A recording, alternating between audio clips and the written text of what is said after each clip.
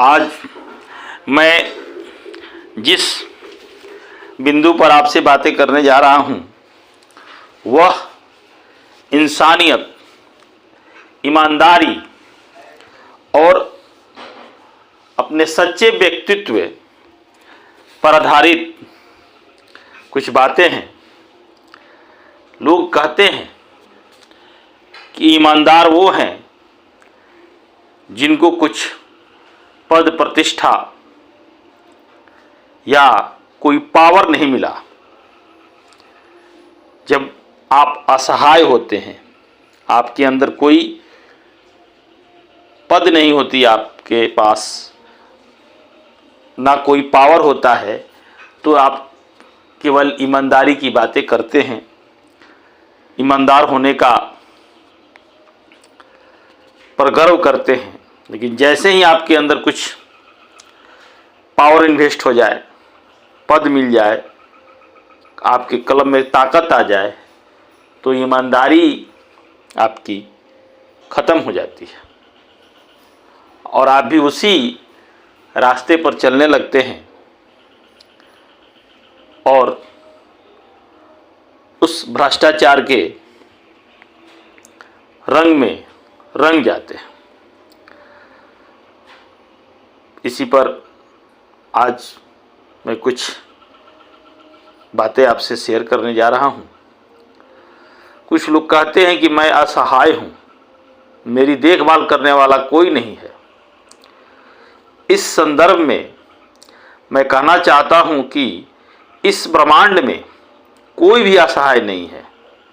कुछ लोग मानते हैं कि पैसा और संपत्ति उनके जीवन में बड़ी मदद करेंगे, लेकिन वो गलत हैं, क्योंकि संपत्ति और दौलत सीमित है, उसका एक आरंभ और अंत होता है।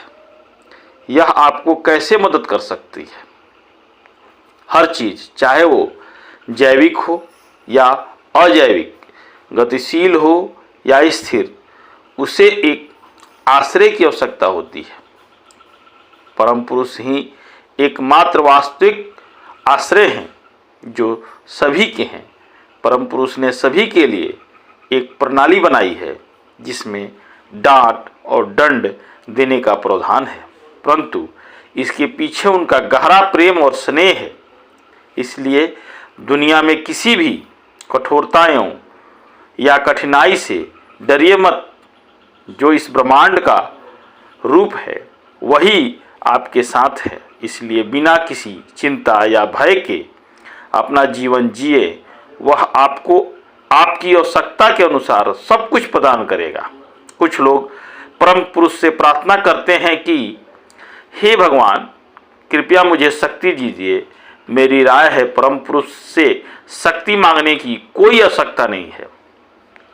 आपको पहले उस शक्ति का उपयोग करना चाहिए जो पहले ही आपको दी जा चुकी है। केवल जब आप पूरी तरह से थक जाएं, जब आपने अपनी सारी ऊर्जा का उपयोग कर लिया है, तो तब आप कह सकते हैं कि हे भगवान, मैंने आपकी दी हुई सारी शक्ति का उपयोग कर लिया है। यदि आप मुझसे अधिक काम चाहते हैं तो मुझे और शक्ति दीजिए। यदि आप मुझसे कोई और काम नहीं चाहते हैं तो मुझे और शक्ति देने की आवश्यकता नहीं है। जब तक आपके पास दी हुई क्षमता का अंतिम अंश भी बचा हो, जब तक आपके पास चलने की शक्ति और बोलने की क्षमता हो, तब तक परम पुरुष से कुछ भी मांगने की आवश्यकता नहीं है। आप जानते हैं कि परम पुरुष इस ब्रह्मांड के सभी तत्वों में विराजमान हैं। आपने आध्यात्मिक अभ्यास के दौरान यह सुनिश्चित करें कि परम पुरुष आपका मानसिक उद्देश्य है और आप उनके विषय हैं, और उस परम पिता परमेश्वर के बल पर, उनके दिए हुए शक्ति पर ही आप कुछ कर रहे हैं, कुछ करने की आप में जिज्ञासा बनी हुई है। तो जब तक आपके अंदर उनके द्वारा दी हुई शक्ति का एक बूंद भी, एक अंश भी है, तब तक आप अपने को असहाय, असमर्थ न समझें और उनके दिए हुए शक्ति को आप भरपूर उपयोग करें इस ब्रह्मांड में, इस धरती पर, और अपने आप को स्थापित करे कि आपके जाने के बाद, आपके मरने के बाद आपके आने वाली पीढ़ी आपको याद करे और आप अपने आप को अपने कर्म से, अपने विचार से अमर करके जाए। धन्यवाद।